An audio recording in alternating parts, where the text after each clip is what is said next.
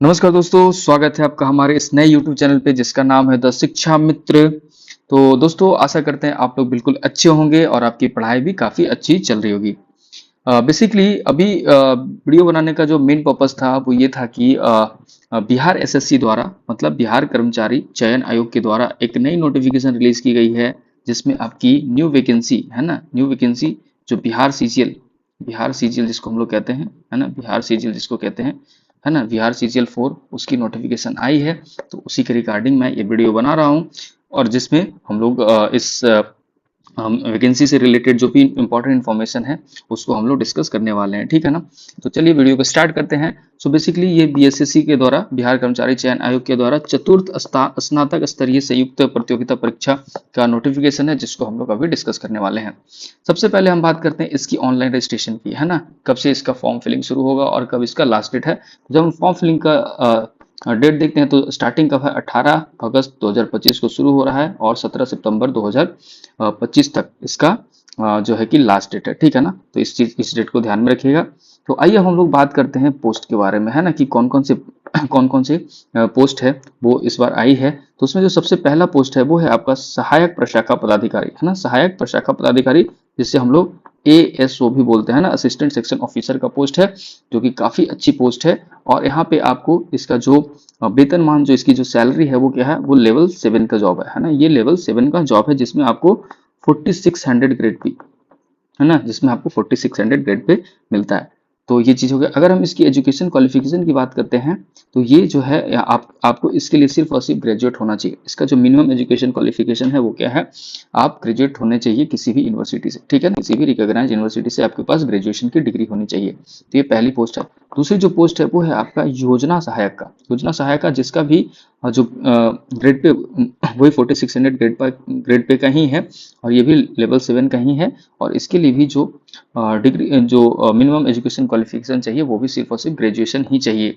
और तीसरा जो पोस्ट है वो है आपका कनीय सांख्यिकी सहायक, है ना, जिसको हम लोग जेएसए बोलते हैं, ठीक है ना, जेएसए बोलते हैं। तो इसका भी लेवल 7 है और इसका भी ग्रेड पे 4600 ग्रेड पे ही है। तो ये होना चाहिए। लेकिन इसकी इसकी जो मिनिमम एजुकेशन क्वालिफिकेशन है उसको थोड़ा सा हम लोग ध्यान से देखेंगे। तो इसका जो मिनिमम एजुकेशन क्वालिफिकेशन वो है मान्यता प्राप्त विश्वविद्यालय से गणित अथवा अर्थशास्त्र अथवा वाणिज्य अथवा सांख्यिकी विषयों से स्नातक परीक्षा में उत्तीर्ण होना चाहिए, ठीक है ना। तो ये थोड़ा ध्यान देने वाली बात है कि जो कनीय सांख्यिकी सहायक जूनियर स्टैटिस्टिकल ऑफिस असिस्टेंट के लिए जो भी लोग एलिजिबल होंगे उनको उनके पास, है ना, उनके पास जो ग्रेजुएशन की डिग्री किस में, कौन से स्ट्रीम में होनी चाहिए, तो या तो वो मैथ्स में, है ना, मैथ्स में ग्रेजुएशन हो उनके पास, या इकोनॉमिक्स में, मैथ्स में होने चाहिए, इकोनॉमिक्स में होने चाहिए, या फिर आपका बीकॉम हो, है ना, बीकॉम हो, वाणिज्य में हो, ठीक है, या फिर स्टैट्स में, है ना, स्टैटिस्टिक्स में उनके पास ग्रेजुएशन की डिग्री हो। तो ये लोग ही एलिजिबल हैं किसके लिए, कनीय सांख्यिकी सहायक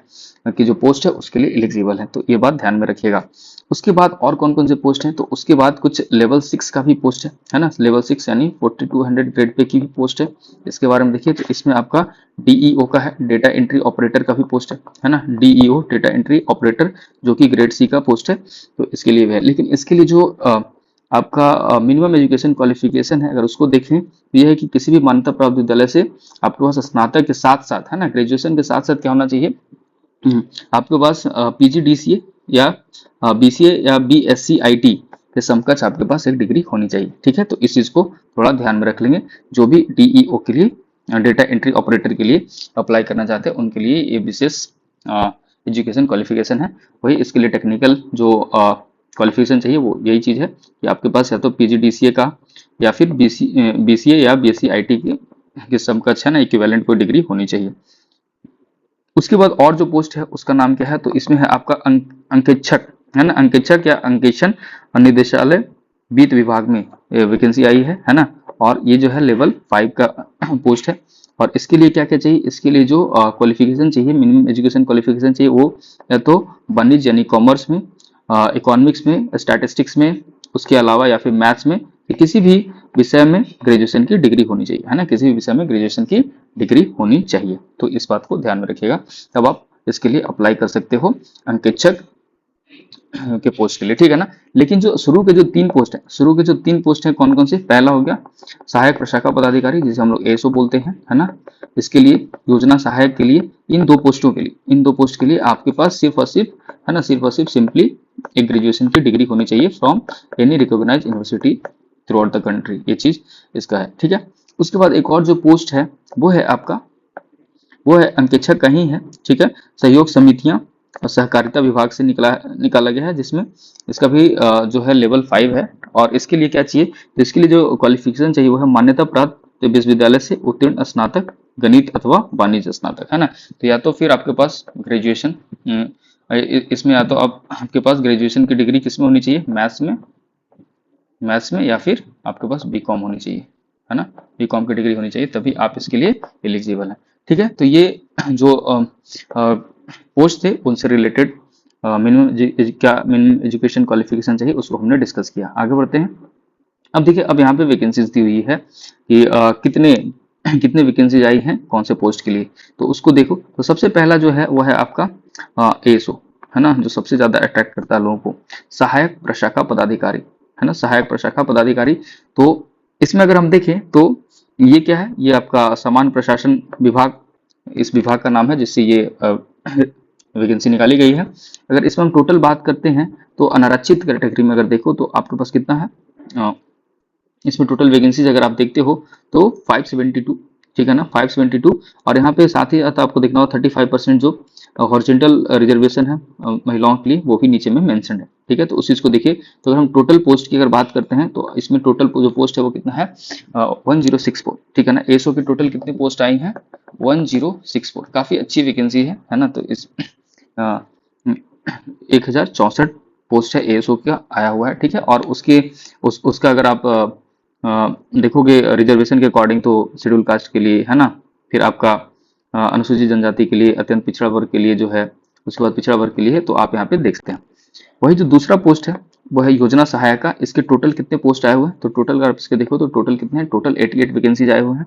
वही तीसरा जो है कनीय सांख्यिकी सहायक, इसका टोटल 5 है। डेटा एंट्री ऑपरेटर का टोटल कितना, एक वैकेंसी है। अंकेक्षक का कितना है, टोटल 125। एंड जो आपका अंकेक्षक सहयोग समितियां हैं इसके 198। तो टोटल अगर हम ओवरऑल वैकेंसी की बात करते हैं सारे पदों को, तो वो कितना हो गया, 1481, है ना। 1481 टोटल पोस्ट आया है इस बार आपका बिहार सीजीएल 4 से, है ना, बीएसएससी सीजीएल 4 से, ठीक है। टोटल कितने पोस्ट आए हैं, 1481। लेकिन अगर हम सिर्फ एएसओ की बात करते हैं तो एएसओ की टोटल कितने पोस्ट आए हैं, 1064, है ना, 1064 पोस्ट आए हैं। तो ये चीज है। चलिए आगे बढ़ते हैं। तो अब हम थोड़ा सा देख लेते हैं आपका जो एज क्राइटेरिया को लेकर के, है ना, कि क्या एज क्राइटेरिया होना चाहिए। तो जो मिनिमम एज क्राइटेरिया है वो क्या है, 21 ईयर्स होने चाहिए, है ना। सभी कैटेगरी के लिए मिनिमम जो एज क्राइटेरिया है वो कितना है, 21 ईयर होना चाहिए।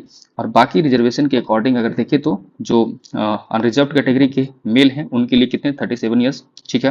फिर आपका पिछड़ा वर्ग और अत्यंत पिछड़ा वर्ग बीसी और ईबीसी का जो मेल एंड फीमेल है उनका कितना 40 ईयर्स होने चाहिए। फिर अनरिजर्व फीमेल की अगर देखें, है ना, अनरिजर्व फीमेल अनारक्षित महिला का देखें तो मैक्सिमम एज कितना 40 ईयर्स है। उसके बाद जो अनुसूचित जाति एवं अनुसूचित जनजाति एससी एंड एसटी पुरुष एवं महिला है, इनके मैक्सिमम एज कितने 42 ईयर्स होने चाहिए। तो ये था आपका मैक्सिमम एज, है ना, मैक्सिमम एज, इसको आप लोग थोड़ा सा कंसिडर कर लीजिएगा।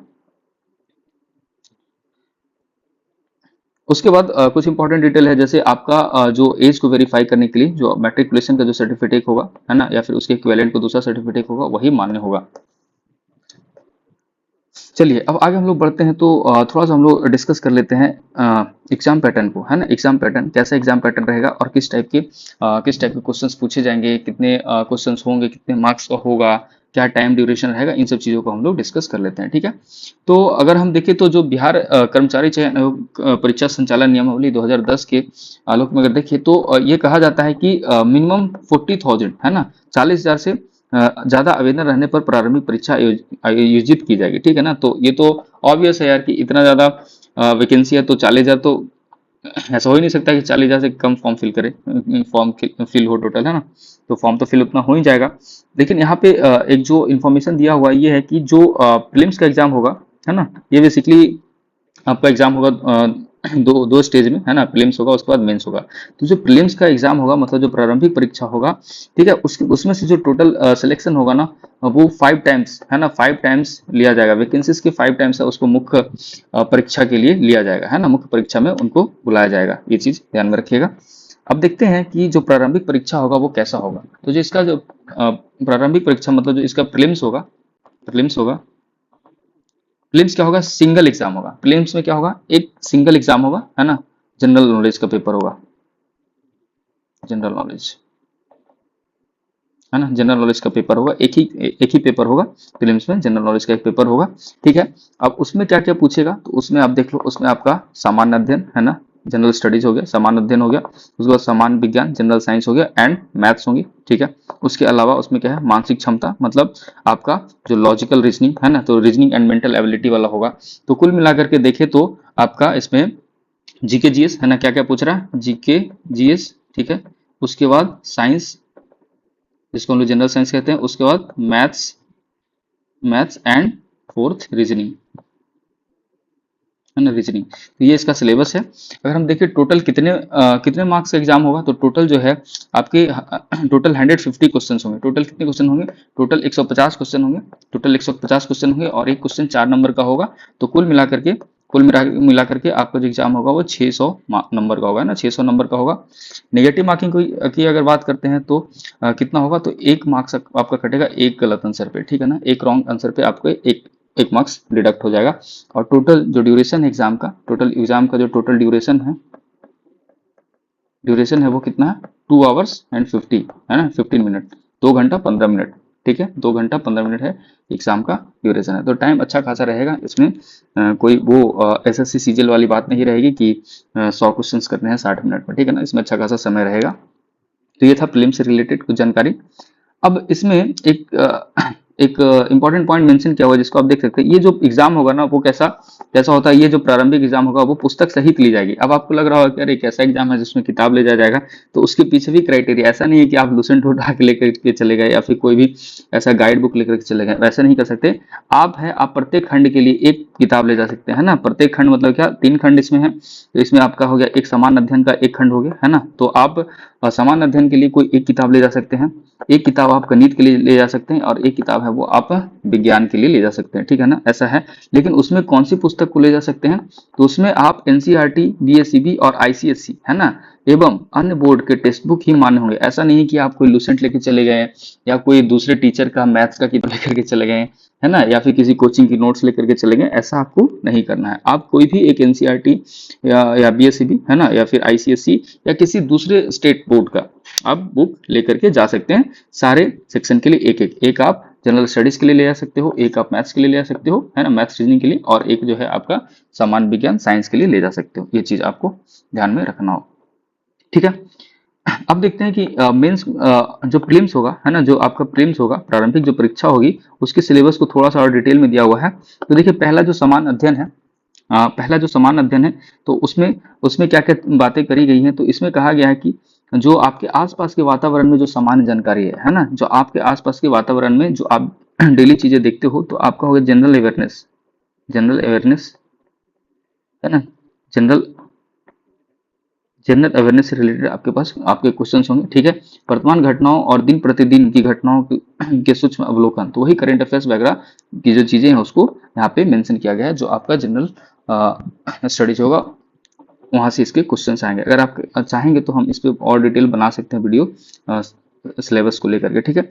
उसके बाद और इसमें क्या क्या है, तो इसमें समसामयिक विषय, है ना, जैसे कि साइंस एंड टेक्नोलॉजी में जो भी डेवलपमेंट्स होंगे, है ना, वैज्ञानिक प्रगति हो गया, उसके बाद नेशनल और इंटरनेशनल अवार्ड हो गया, फिर उसके बाद भारतीय भाषाएं, है ना, इंडियन लैंग्वेज, कोई भी बुक्स हो गया, कैपिटल हो गया, है ना, नेशनल कैपिटल, या फिर उसके बाद फिर करेंसी, कैपिटल करेंसी, ये सब चीजें। उसके बाद खेल खिलाड़ी एंड महत्वपूर्ण घटनाएं, इधर से क्वेश्चंस पूछे जाएंगे। उसके अलावा और क्या है, तो इसमें आपका है भारत और उनके पड़ोसी देश, है ना, Indian and it's neighbour countries के रिगार्डिंग भी क्वेश्चंस पूछे जाएंगे। जैसे पड़ोसी देशों का इतिहास, है ना, इंडिया के रिलेशन अपने पड़ोसी देशों के साथ कैसा रहा है, वो वहां से क्वेश्चन पूछा जा सकता है। भारत का इतिहास है, संस्कृति है, मतलब वही इंडियन आर्ट एंड कल्चर हो गया, हिस्ट्री हो गया, ज्योग्राफी है, इकोनॉमिक्स है ना। उसके बाद फिर आपका इंडियन फ्रीडम स्ट्रगल है, स्वतंत्रता आंदोलन हो गया, भारतीय कृषि, इंडियन एग्रीकल्चर, प्राकृतिक संसाधन की प्रमुख विशेषताएं हो गई।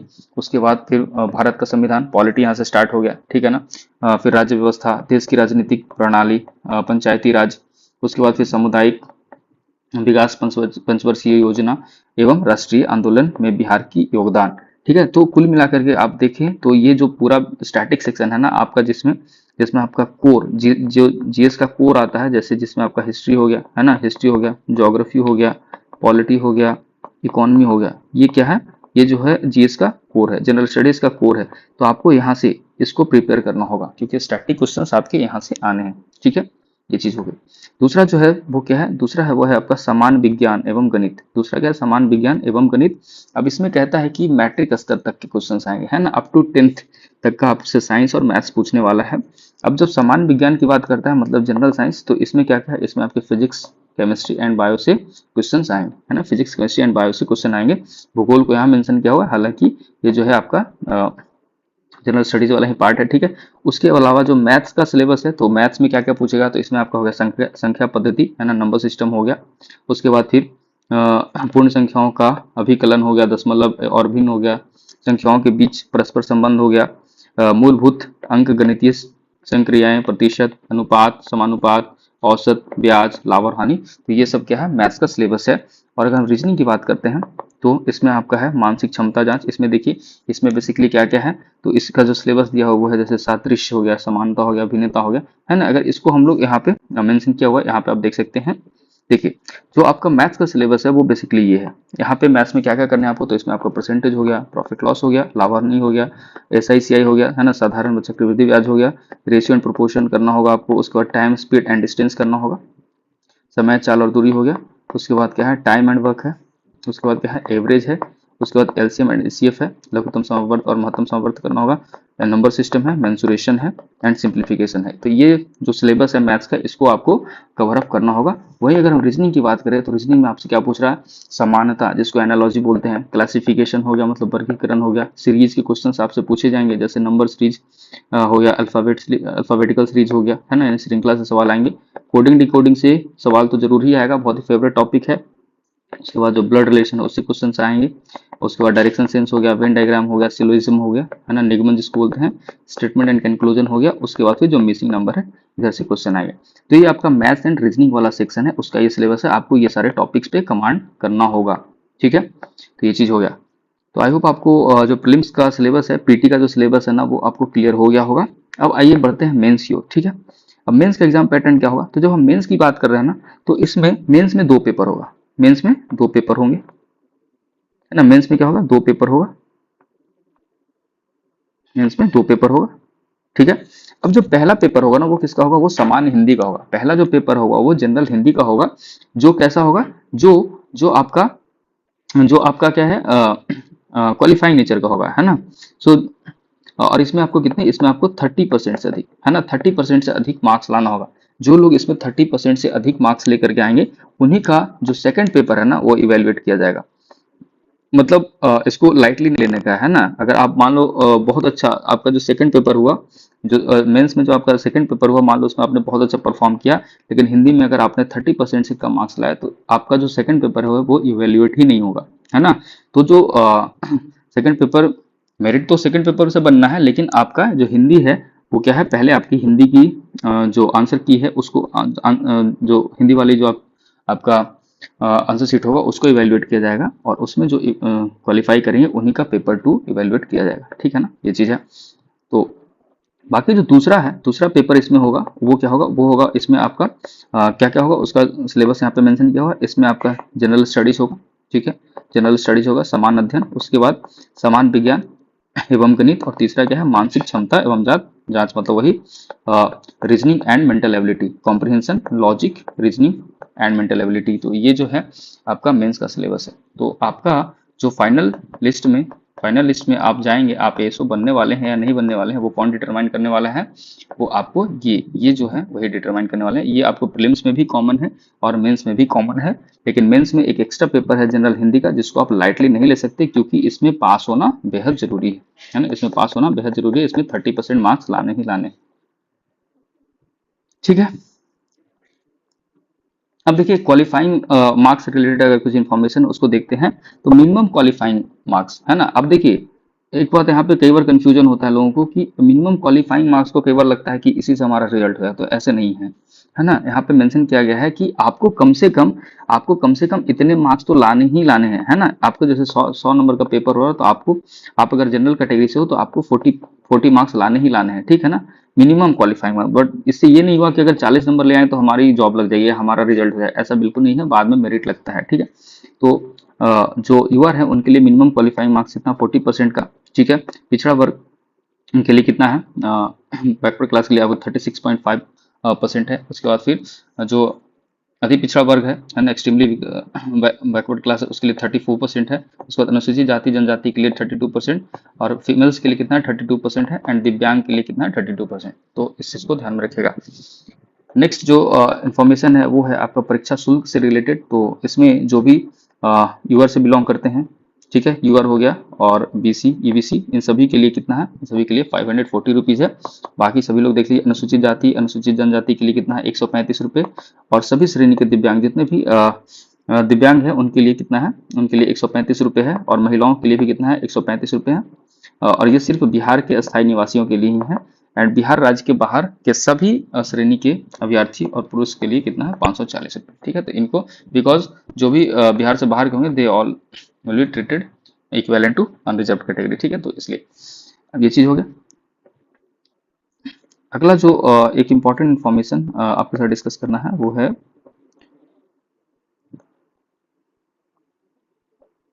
यस, हाँ, अगला जो है वो हमारे प्रदेश में नोटिफिकेशन में जो चीज़ है वो है आपका समान प्रशासन विभाग द्वारा, है ना। ये क्या इसमें बताया गया है कि जो आपका एग्जाम होगा ना, जो आपका एग्जाम होगा वो ऑनलाइन ऑनलाइन या ऑफलाइन में से किसी भी प्रकार से आयोजित की जाती है, ठीक है ना। तो अभी ये क्लैरिफाइड नहीं है कि जो एग्जाम है वो ऑफलाइन होगा या ऑनलाइन होगा, ठीक है ना। तो ये विभाग के ऊपर निर्भर करता है कि वो इस एग्जाम को किस मोड में कंडक्ट कर सकती है, ठीक है ना। इसलिए यहाँ पे मेंशन है कि ऑनलाइन कंप्यूटर बेस्ड टेस्ट या फिर ऑफलाइन मोड में आयोजित की जा सकती है। तो ये चीज़ है, इसको ध्यान में रखिएगा। अब अप्लाई करने का डेट है, इसको हमने स्टार्टिंग में भी देखा था और यहाँ पे भी मेंशन है। अप्लाई जो फॉर्म अप्लाई करने की जो डेट है उसकी स्टार्टिंग डेट कब है, ये है आपका 18/8, है ना, 18 अगस्त 2025 को। और जो लास्ट डेट है एग्जाम फी जो फी पे करने का जो लास्ट डेट है वो कितना है, 17 सितंबर, है ना, 17 सितंबर 2025 है। और जो ऑनलाइन आवेदन भरने की अंतिम तिथि है ना, ऑनलाइन आवेदन भरने की अंतिम तिथि कब तक है, 19 सितंबर 2025 तक इसका लास्ट डेट है, ठीक है। अब क्या क्या योग्यता चाहिए, है ना, ये सब हमने पहले भी डिस्कस किया है पोस्ट के हिसाब से। कुछ यहाँ पर आपको स्टार्टिंग में पता चल गया हो। इसमें आपको मैट्रिकुलेशन का जो आपके पास होना चाहिए, मार्कशीट होना चाहिए, सर्टिफिकेट होना चाहिए। उसी तरीके से ग्रेजुएशन का भी अंक पत्र और मूल प्रमाण पत्र, मार्कशीट एंड सर्टिफिकेट होना चाहिए। बाकी जो अदर पोस्ट के लिए फॉर्म फिल करना चाहते हैं उनके पास पीजीडीसीए, है ना, ये सब टेक्निकल जो क्वालिफिकेशन है वो होना चाहिए, बीसीए या बीएससी आईटी का उनके पास मार्कशीट होना चाहिए और उसका सर्टिफिकेट होना चाहिए। उसके बाद फिर अगर आप रेसिडेंस में है ना, बिहार से बिलोंग करते हैं, तो आपके पास अस्थायी निवास, है ना, आवासीय प्रमाण पत्र होने चाहिए। अगर आपको कास्ट बेस्ड रिजर्वेशन लेना है तो आपका जाति प्रमाण पत्र होना चाहिए, एनसीएल होना चाहिए, है ना, नॉन क्रीमिलियर ये होना चाहिए। उसके बाद फिर अगर आप डिसेबल्ड कैटेगरी से बिलोंग करते हैं तो उसके लिए जो डिसेबिलिटी का प्रमाण पत्र होना चाहिए। तो ये सारी चीज़ें हैं जो यहाँ पे मेंशन करी गई है। फॉर्म भरने की जो आखिरी तिथि लास्ट डेट है वो मैंने अभी बताया, ये है आपका 18/8/2025 से लेकर के 19/9, है ना, 19/9/2025 ये पूरा डेट है। आखिरी लास्ट डेट कब है इसका, 19 तारीख को, है ना, 19 सितंबर 2025 को रात के 12 बजे तक, ठीक है। लेकिन मैं बता रहा हूँ 19 तारीख को ये सर्वर चलेगा नहीं, है ना, 19 तारीख को सर्वर चलेगा नहीं। तो जिनको फॉर्म फिल करना वो 18/9 तक फॉर्म फिल कर लें, ठीक है, क्योंकि 19 को ये बहुत ज़्यादा डिस्टर्ब रहेगा। तो दोस्तों ये कुछ इंपॉर्टेंट इन्फॉर्मेशन था इस नोटिफिकेशन के जो आया था, बिहार CGL 4 जो नोटिफिकेशन आया था, उसको हम लोगों ने डिस्कस किया। आई होप आपको समझ में आया होगा और आपको मदद मिली होगी। अगर आपको वीडियो अच्छा लगा तो प्लीज़ हमारे चैनल को सब्सक्राइब कीजिए और अपने दोस्तों के साथ शेयर कीजिए। Okay, thank you for watching this video.